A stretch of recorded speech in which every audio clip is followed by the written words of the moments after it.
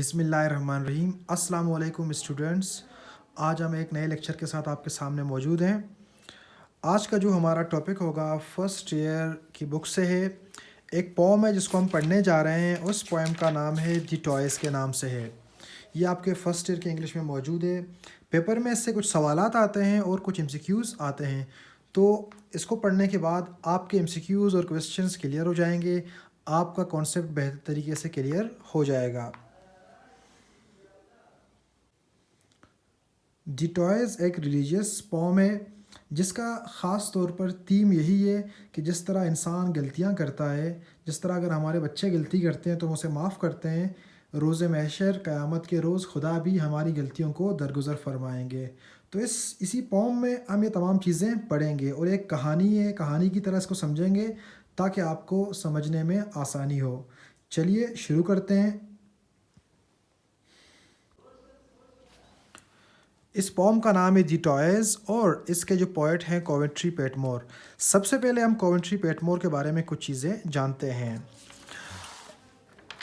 Coventry پیٹمور 1823 کو پیدا ہوئے اور 1896 کو ان کا انتقال ہوا۔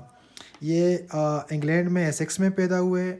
اچھا، ان کے جو فادر تھے ان کا نام تھا پیٹر جارج پیٹمور، وہ ایک جرنلسٹ تھے۔ اچھا، کوونٹری پیٹمور اپنی ابتدائی زندگی میں اسسٹنٹ لائبریرین بنے برٹش میوزیم میں۔ 1854 کو وہ ایک پوئٹ بنے جب ان کی پہلی پبلیکیشن ہوئی، the angel in the house, اس پبلیکیشن کا نام تھا، ان کا جو ایک پورا مجموعہ تھا۔ اچھا، اس دور میں جو رسکن صاحب تھے اس نے بھی اس کی بہت زیادہ تعریف کی، اس جو اینجل ان دا ہاؤس اس پورے کلیکشن کی۔ اچھا جی، اس کے بعد 1877 کو ان کا جو ایک دوسرا تھا وہ پبلش ہوا، the unknown arrows and the other arts. آپ ان نام کو یاد رکھیے گا، اکثر MCQs میں یہ آ جاتے ہیں۔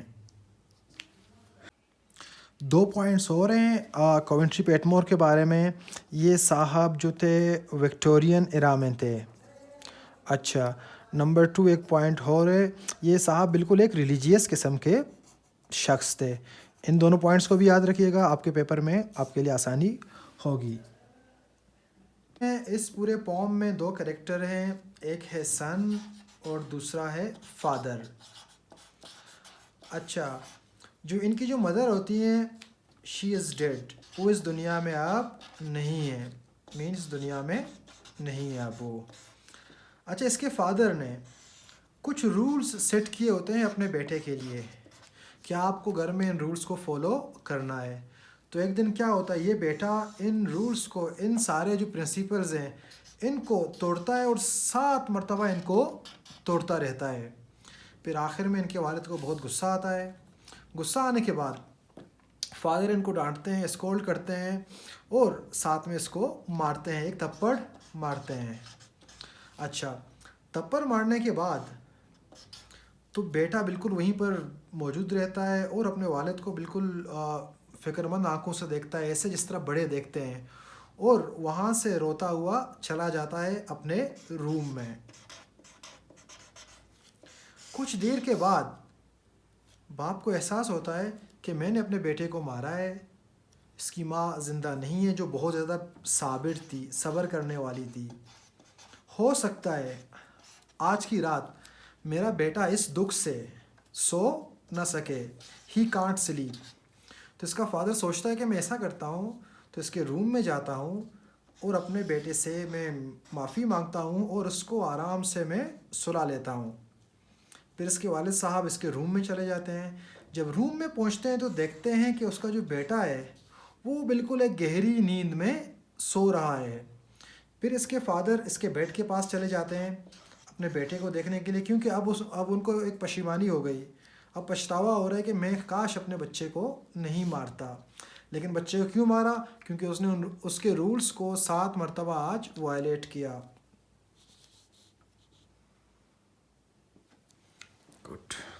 اس بچے کے آئی لیڈس، اس کے بیٹے کے آئی لیڈس ڈارک ہو چکے تھے اور اس کی پلکوں میں، آئی لیشز میں ابھی بھی آنسو موجود تھے، کیونکہ بہت دیر تک وہ بچہ رویا تھا۔ یہ تمام چیزیں دیکھ کر فادر کو بھی رونا آ گیا اور وہ ایک چیز سمجھ گیا کہ میں نے اپنے بچے کو ڈانٹا، بچے کو میں نے اپنے بہت زیادہ بھلا برا کہا اور وہ رو رہا ہے، روتے ہوئے وہ سو گیا اور اس نے میرے رولز کو 7 مرتبہ توڑا۔ اب ہم اللہ تعالیٰ کے حکم کو کتنی مرتبہ توڑتے ہیں۔ جب اس کے فادر اس کے بیڈ کے پاس پہنچتے ہیں تو بچے کے سرہانے پہ دیکھتے ہیں کچھ کھلونے پڑے ہوئے ہیں۔ تو وہ کھلونے کون کون سے ہوتے ہیں؟ تو آپ کے ایگزام میں یہ سوال اکثر آتا ہے کہ ٹوائز کون سے تھے جو بچے کے پاس موجود تھے۔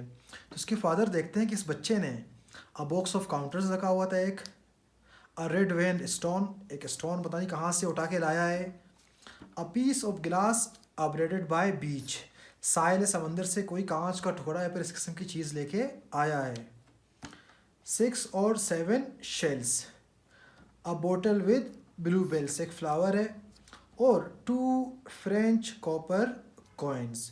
بچے نے یہ سب ٹوائز اپنے پاس جمع کیے ہوئے تھے، اسمبل۔ کیوں؟ کیونکہ بچہ اپنے دل کو تسکین دینے کے لیے، سکون دینے کے لیے اپنے پاس ہی رکھتا تھا۔ جب کبھی بھی وہ بچہ غمزدہ ہوتا تھا یا پریشان ہوتا تھا تو انہی کھلونوں کے ساتھ وہ کھیلتا تھا اور اپنے سارے غم، اپنی پریشانیوں کو وہ بھول جاتا تھا۔ جب اس کے فادر نے ساری چیزیں دیکھی کہ میرے بچے کے پاس یہ چیزیں موجود ہیں جو اپنے دل کو بہلاتا ہے، تو باپ کا دل بالکل موم جیسا ہو گیا اور وہ رونے لگ گیا۔ یہ تمام چیزیں دیکھنے کے بعد جو فادر ہیں تو وہاں پر وہ رونا شروع کر دیتے ہیں۔ اب کچھ اسٹینزاز پڑھتا ہوں۔